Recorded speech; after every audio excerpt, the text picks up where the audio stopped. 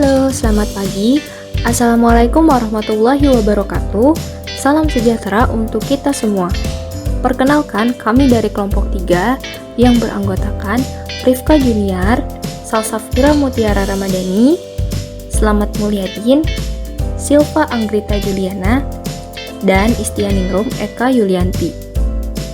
Di sini kami akan memaparkan materi mengenai konsep pengukuran kinerja yang merupakan bagian materi dari mata kuliah Sistem Pengendalian Manajemen dengan dosen pengampu Ibu Rona Tumiwar Mauli C. Simorangkir, SEMM.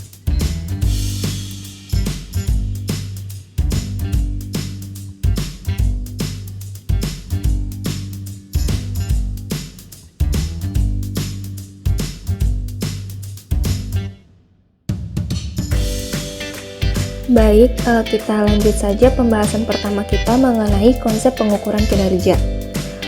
Dalam implementasi strategi manajemen, penting bagi organisasi untuk memiliki ukuran kinerja sehingga organisasi tersebut mampu mengetahui capaian rencana strategi yang sebelumnya telah ditetapkan. Mengenai pengertian kinerja sendiri, kinerja adalah hasil yang diperoleh oleh suatu organisasi, baik organisasi tersebut bersifat profit-oriented ataupun non-profit oriented yang dihasilkan selama satu periode waktu.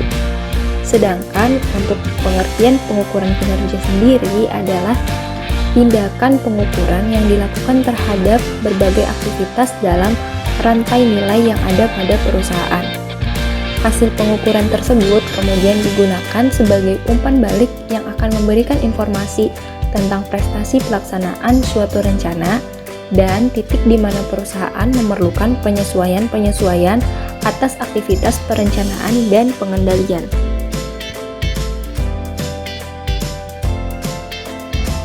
Nah, untuk selanjutnya mengenai tujuan pengukuran kinerja.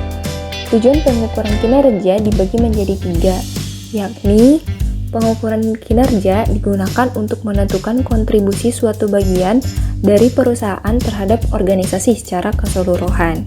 Yang kedua, pengukuran kinerja digunakan untuk memberikan dasar untuk mengevaluasi kinerja masing-masing manajer.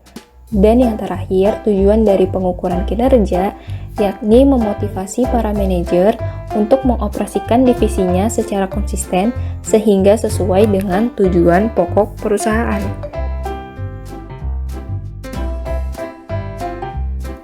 Selanjutnya mengenai manfaat dari pengukuran kinerja. Manfaat dari pengukuran kinerja sendiri dibagi menjadi 5. Yang pertama, menelusuri kinerja terhadap harapan pelanggan sehingga akan membawa perusahaan lebih dekat dengan pelanggannya. Yang kedua, memotivasi karyawan untuk melakukan pelayanan sebagai bagian dari mata rantai pelanggan dan pemasok internal. Yang ketiga, mengidentifikasi berbagai pemborosan sekaligus mendorong upaya-upaya pengurangan terhadap pemborosan tersebut atau reduction of waste. Yang keempat, yakni membuat suatu tujuan strategis yang biasanya masih kabur menjadi lebih konkret. Dan yang terakhir adalah membangun konsensus untuk melakukan suatu perubahan dengan memberi reward atas perilaku yang diharapkan.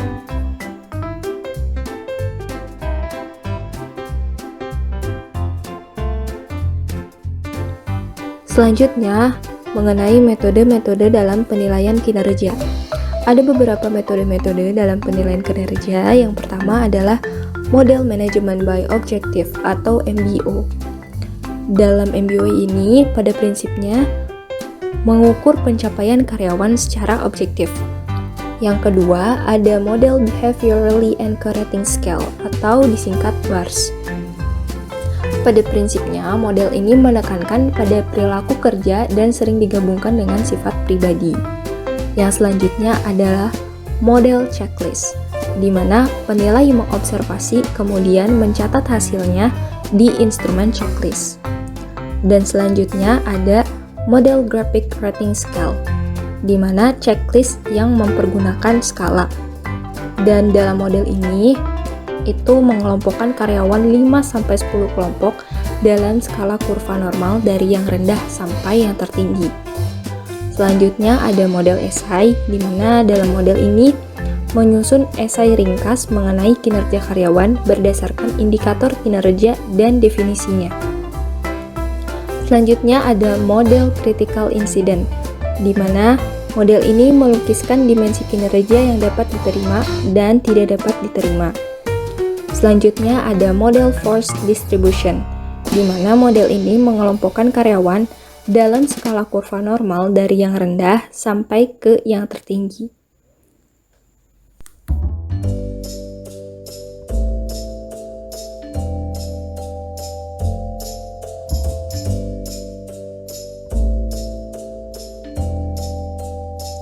Baik, untuk pembahasan selanjutnya adalah mengenai analisis varian. Apa itu konsep dari analisis varians?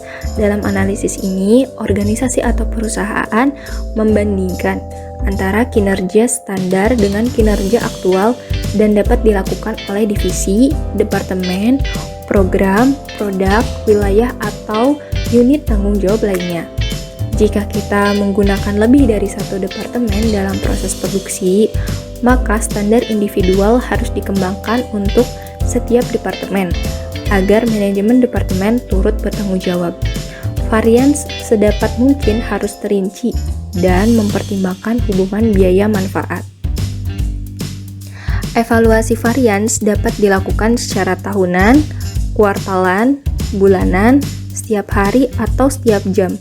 Itu semua tergantung pada penting tidaknya mengidentifikasi masalah dengan cepat. Karena kita tidak mengetahui angka aktual atau jumlah jam yang dihabiskan hingga akhir periode, maka varians hanya dapat ditentukan pada akhir periode.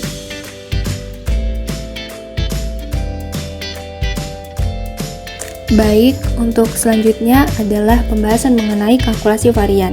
Dalam kalkulasi varian ini dibagi menjadi 3, yakni ada varians pendapatan, varians beban, dan rangkuman varians.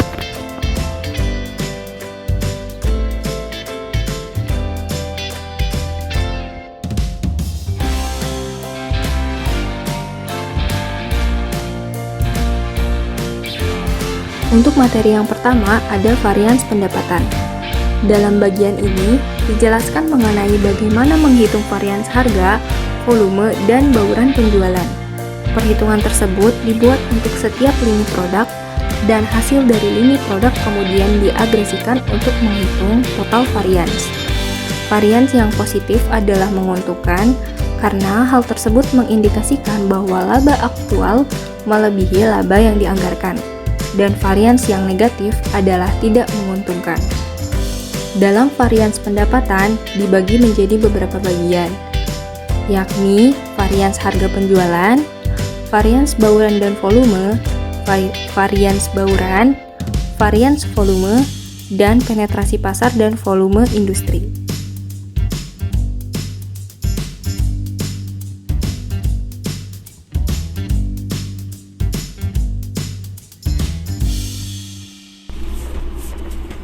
Selanjutnya, saya akan menjelaskan rumus tentang varians pendapatan. Yang pertama, varians harga penjualan. Varians harga penjualan dihitung dengan mengalihkan selisih antara harga aktual dan harga standar dengan volume aktual. Yang kedua, bauran dan volume. Varians bauran dan volume sama dengan volume aktual dikurang volume anggaran dikali kontribusi per unit yang dianggarkan. Yang ketiga, varians bauran. Varians bauran sama dengan total volume penjualan aktual dikali anggaran proporsi dikurang volume penjualan dikali kontribusi per unit yang dianggaran. Yang keempat, varians volume. Varians volume sama dengan total volume penjualan aktual dikali persentase anggaran dikurang anggaran penjualan dikali kontribusi anggaran per unit. Yang kelima, penetrasi pasar volume industri. Varians pangsa pasar sama dengan penjualan aktual dikurang volume industri dikali penetrasi pasar yang dianggarkan dikali kontribusi anggaran per unit. Varians volume industri sama dengan volume industri aktual dikurang volume industri dikali penetrasi pasar dianggarkan dikali kontribusi per unit dianggarkan.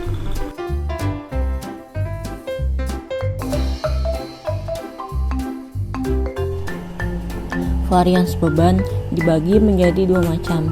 Yang pertama yaitu biaya tetap.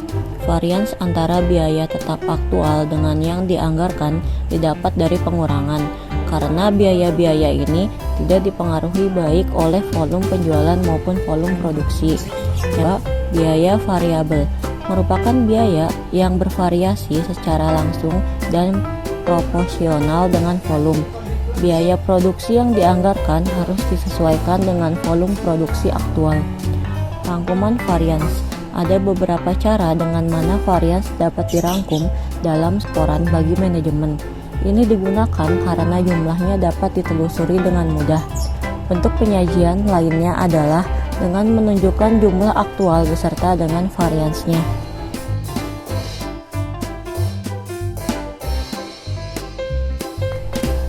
Keterbatasan analisis varian. Yang pertama, bahwa walaupun analisis ini mengidentifikasikan di mana varians terjadi, tetapi tidak mengatakan mengapa varian ini terjadi atau apa yang dilakukan mengenainya. Yang kedua, cara untuk menentukan apakah suatu varians adalah signifikan. Yang ketiga, ketika laporan kinerja menjadi lebih teragregasi, varians yang saling meniadakan dapat menyesatkan pembacanya.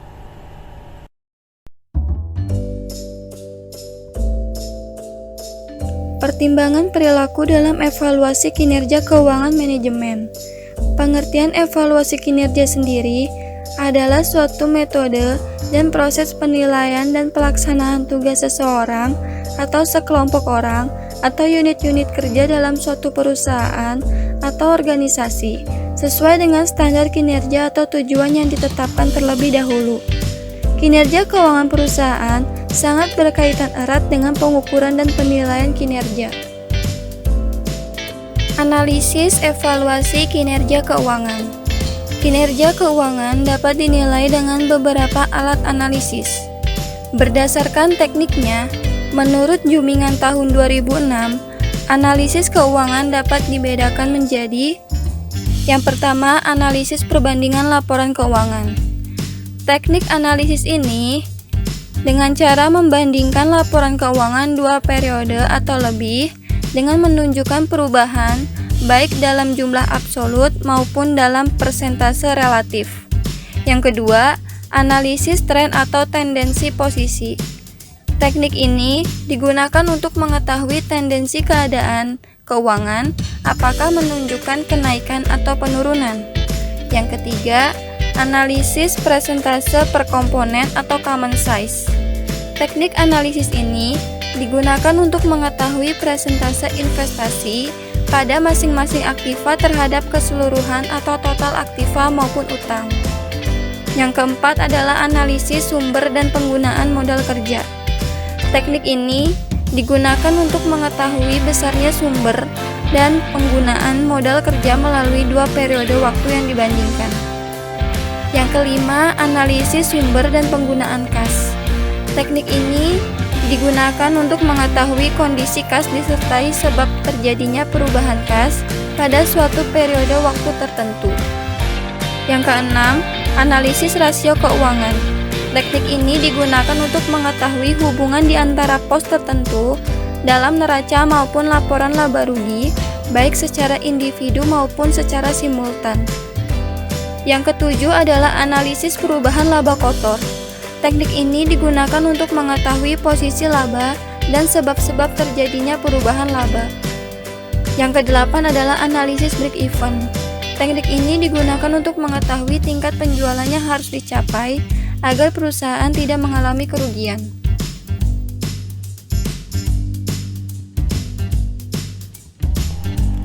Berikut merupakan langkah-langkah melakukan evaluasi kinerja karyawan. Yang pertama, siapkan data-data yang terkait dengan penilaian karyawan dan keobjektivitasan dari data tersebut dapat dipertanggungjawabkan. Yang kedua, penilaian performa karyawan dan penting bagi setiap penilai untuk melakukan evaluasi dengan objektif dan tidak mengada-ngada. Yang ketiga, para penilai juga harus menampung aspirasi karyawan untuk kemajuan perusahaan. Evaluasi kinerja harus dilakukan secara sistematis dan terstruktur dengan apabila ingin mendapatkan hasil yang maksimal.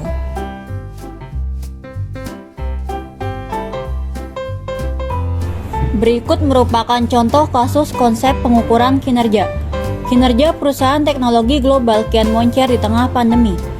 Dilansir dari kompas.com, perusahaan teknologi global baru saja melaporkan kinerja keuangan mereka untuk kuartal yang berakhir pada bulan Juni 2021. Teknologi dunia justru mencatatkan kinerja yang kian cemerlang di tengah pandemi COVID-19. Jumlah tersebut melonjak 62% bila dibandingkan kuartal yang sama setahun yang lalu. Sebagian besar pertumbuhan tersebut didorong oleh pendapatan iklan Google yang mencatatkan pendapatannya sebesar 1,4 miliar dolar US.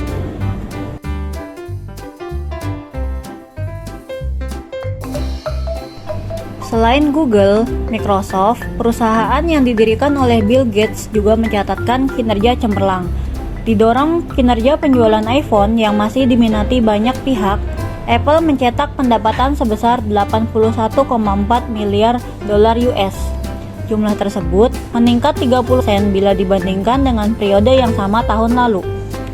Perusahaan yang didirikan oleh Steve Jobs tersebut mencatatkan pertumbuhan penjualan iPhone hingga mendekati 50% menjadi 39,6 miliar dolar US. Pemulihan ekonomi global, lonjakan kinerja perusahaan tersebut terjadi di tengah ekonomi global yang mulai bangkit di tengah pandemi.